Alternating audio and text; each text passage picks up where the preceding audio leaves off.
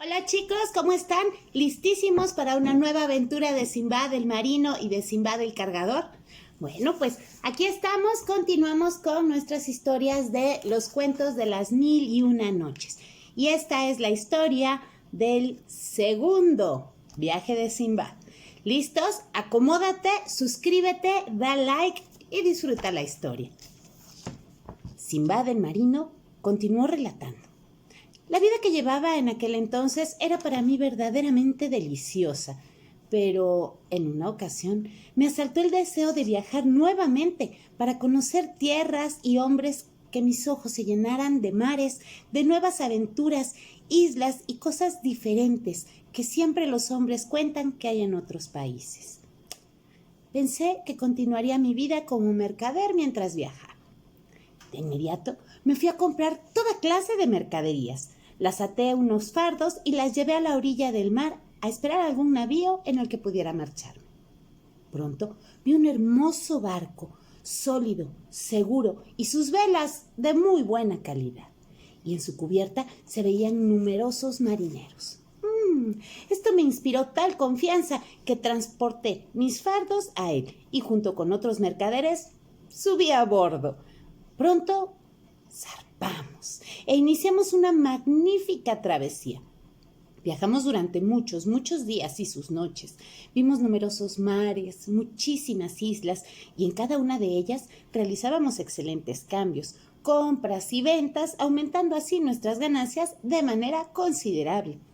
Una ocasión llegamos a una isla cubierta por una alfombra vegetal, verde y frondosa. De sus árboles colgaban frutas de las más variadas. Había también gran variedad de flores y el canto de las aves era maravilloso. Se escuchaba por todos lados. También se veían manantiales de agua pura. Era claro que ahí el hombre no habitaba. Le pedimos al capitán entonces que se detuviera en aquella paradisíaca isla para descansar unas horas ahí. Él aceptó. Y todos bajamos llevando algunas provisiones, algo de comer y algo de beber, mientras disfrutábamos del paisaje, del aire limpio y perfumado de esa isla y también descansábamos un poco. Yo caminé un poco más adelante hasta llegar a la orilla de un riachuelo, del cual bebí y comí un bocadillo en ese placentero lugar. El ambiente invitaba a reposar con toda tranquilidad. Así es que me quedé dormido. Horas más tarde desperté y me quedé atónito con la sorpresa. Ninguno de los pasajeros que habían viajado conmigo se encontraban aún en la isla. El barco había partido y nadie se había dado cuenta de mi ausencia. Miré a todos lados, no vi a nadie más que a mí. Mi sorpresa no tenía límites, además del dolor y de una pena excesiva que sentía en mi corazón. Todo lo pensaba en ese momento. ¿Qué sería de mí, solo, en aquel lugar, en esa isla? Mis mercancías, mis objetos personales, todo se había quedado en el navío. Fue entonces cuando la desesperación se apoderó de mí. Es inútil, Simbad. La primera vez corriste con suerte, pero en esta ocasión no pienses que te va a llegar a suceder lo mismo, me dije. Entonces rompí a llorar. Lloraba, gritaba, con las manos me golpeaba la cabeza mientras me reprochaba mi insistencia de volver a viajar. Ya tenía todo en Bagdad. Vivía con felicidad, con tranquilidad, con bienestar. Solo mi necedad de sacarme de ese lugar para seguir viajando. Estaba yo viviendo cómodo, delicioso. Ese día pensé que me iba a volver loco. Sin embargo, cuando me di cuenta de que mis lamentos y mis reproches no me iban a servir de nada, me levanté y empecé a caminar sin rumbo fijo. Poco después sentí miedo al pensar que algún animal salvaje o un encuentro con algún desconocido, y entonces subí a la copa del árbol, desde donde podía yo ver todo a mi alrededor. Miré hacia todos lados y nada más que al cielo, la tierra y el mar era lo único que yo veía. Algo me llamó la atención a lo lejos y vi que era una enorme masa blanca. Bajé del árbol y me encaminé hacia ella con mucha cautela. Cuando estuve cerca de aquella masa blanca, me di cuenta de que era una cúpula, cuya blancura resplandecía. Su base era muy ancha y además altísima. Le di la vuelta buscando la entrada, buscando una puerta. Traté de subir a ella, pero la superficie era tan lisa que no lo logré. La medí. Tenía 50 pies de circunferencia. Me senté entonces a pensar de qué manera podría yo entrar en aquella cúpula, cuando de pronto el cielo se oscureció, dando lugar a una negra, muy negra noche. Al principio pensé que se debía a alguna nube negra que cruzaba delante del sol y cuando levanté la cabeza descubrí un enorme pájaro cuyas alas eran tan grandes que causaban esa oscuridad en toda la isla. Tanto era mi pasmo en ese momento que recordé que en mi juventud marinos y viajeros me habían contado acerca de un pájaro cuyo tamaño era asombroso y le llamaban Roc, el cual hallábase en tierras muy, muy remotas. Me convencí entonces de que este pájaro debía ser Roc y esa cúpula blanca debía de ser uno de sus huevos. Me encontraba yo haciendo estas reflexiones cuando bajó aquella inmensa ave sobre el huevo y se posó en él. Lo estaba empollando. Lo cubrió con sus alas y dejó caer a sus lados las patas. Se durmió enseguida. En ese momento yo me encontraba debajo de una de sus patas, que era más gruesa que el tronco de un árbol viejo.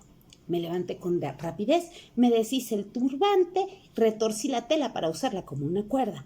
Me amarré entonces con ella a la cintura y al otro extremo anudé una pata del pájaro, el cual no se movió sino hasta el día siguiente que despertó.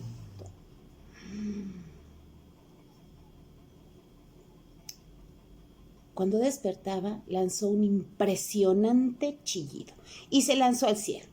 Tanto subió que por un momento yo creí que estaba tocando la bóveda celeste.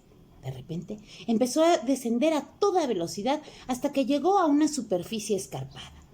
Ahí se detuvo y de inmediato yo me apresuré a desatar las amarras, alejándome del ave con toda la ligereza que mis piernas me daban oportunidad. Fue cuando la vi levantar el vuelo nuevamente y entre sus garras llevaba una enorme, enorme serpiente de color negro. Me quedé quieto un momento y después empecé a contemplar con detenimiento el lugar. La desolación se hizo presa de mí. Empecé a quejarme. Hubiera sido preferible quedarme en aquel lugar. Había agua, había fruta para comer y en este valle rodeado de montes era imposible salir. No voy a poder subirlos nunca. ¡Qué desgracia la mía! Cada vez que logro salvarme de una calamidad, sigo a otra más espantosa. Decidí entonces recorrer el valle y observé que estaba hecho de rocas de diamante. A mi alrededor, en el suelo, se veían pequeños diamantes y en algunos lugares se formaban montículos hasta de mi tamaño. Empezaba a interesarme en ellos cuando vi algo que me llenó de espanto. Entre las rocas empezaron a circular numerosas serpientes de color negro, como la que se había llevado el ave entre sus garras. Eran tan gruesas como el tronco de las palmeras y tan enormes que fácilmente podrían haberse tragado un elefante cada una. Deduje que podían ser los guardianes de los diamantes. En aquel momento salían de sus cuevas, pues de día se ocultaban del pájaro Roc, que era su enemigo. Yo me reprochaba y me volvía a reprochar lo de mi ansia del viaje y las riquezas y todo lo que se había provocado con esta necedad. Y lleno de terror, esperé a que cayera la noche. El miedo me había hecho que olvidara el hambre y la sed. Y lo único que pensaba era en salir bien y rápido de aquel lugar. Cuando volví la cabeza, descubrí un agujero. Parecía la entrada de una caverna y era lo suficientemente ancho para que yo pudiera pasar por ahí. Me introduje y luego de tapar la entrada con una roca que se encontraba cerca, me dispuse a dormir hasta el día siguiente. De pronto, en el fondo, descubrí con infinito terror que lo que parecía una roca a primera vista no era más que una serpiente enroscada en sus huevos. Lleno de pánico, no supe más de mí. Me desmayé hasta el día siguiente. Cuando me di cuenta de que la serpiente no me había devorado, me sentí con ánimo para llegar nuevamente hasta la entrada y mover la roca que había puesto, y así correr enloquecido hacia afuera. Pese a que mi cuerpo no respondía muy bien por la falta de alimento y de bebida, además el terror no ayudaba mucho. Ya afuera me detuve, y de pronto, cerca de mí, cayó un enorme pedazo de carne. Levanté la vista para ver quién había lanzado aquello, pero no descubrí a nadie.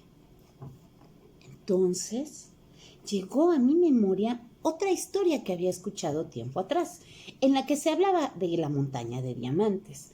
Decía que aquella montaña nadie la podía bajar, que para obtener diamantes recurrían a lanzar pedazos de carne de carnero, los mismos que, al ser arrojados al fondo del valle, caían sobre los diamantes y se incrustaban en ellos. Cuando el ave roc llegaba, se arrojaba sobre la carne y la llevaba entonces a sus nidos para alimentar a sus polluelos con ella. Pero los buscadores de diamantes llegaban en ese momento y comenzaban a lanzar gritos y aspavientos espantosos que espantaban al ave. Entonces ella dejaba caer su presa, el pedazo de carne, con todos los diamantes pegados en ella. En ese momento se me ocurrió que podría yo tener una oportunidad para salvar mi vida. Me levanté y empecé a juntar muchos diamantes, los más hermosos y los más grandes. Me llené el vestido con ellos, los puse en mi cinturón, en mi camisa, en mi calzón, y luego desenrollé nuevamente mi turbante, como ya lo había hecho en otras ocasiones, y así decidí que con eso volaría por los aires. El ave roc que había llegado, y entonces la lacé nuevamente de las patas. Ahora me llevaba junto a su carne para alimentar a los polluelos. Todo sucedió tan rápido que la verdad no me di cuenta cuando ya estaba fuera del Valle de los Diamantes. Y ahora en el nido de roc. Este se encontraba ya dispuesto a despedazarme junto con sus polluelos. Escuché entonces gritos, voces aireadas, espavientos, sonidos extraños que espantaron al ave, y rápidamente me desaté y salí del nido. Noté entonces que se acercaba un mercader que se veía molesto y al mismo tiempo asombrado de verme. Así que se acercó, me vio, buscó el trozo de carne y no encontró los diamantes que esperaba encontrar. Entonces lanzó grandes lamentos, grandes gemidos, pidiendo misericordia a Alá. Al verlo yo tan desesperado, me acerqué, pero furioso me rechazó. ¿Quién eres? ¿De dónde has venido? ¿Por qué me robas mi riqueza? Yo le respondí, respetable señor, es usted un mercader. No temas, yo no estoy aquí para robarte. Soy un ser humano igual que tú y no un genio malvado. Entonces, procedí a darle referencias acerca de mi persona y quise probarle mis buenas intenciones, dándole varios diamantes que saqué de mi cinturón, los cuales le entregué diciendo, toma, pues esta riqueza no la habrás esperado en toda tu vida. El hombre se llenó de inmensa alegría y me dio las gracias diciéndome que tan solo con uno de esos diamantes bastaría para enriquecerse y vivir toda su vida en tranquilidad. Enseguida llamó a otros mercaderes y les referí mi aventura. Todos se quedaron maravillados al verme con vida. Después me llevaron a una tienda, me dieron de comer, me dieron de beber. Además velaron mi sueño porque dormí todo un día y toda una noche de corrido. Cuando desperté, empecé a regocijarme por haber ya estado con vida después de esta gran aventura.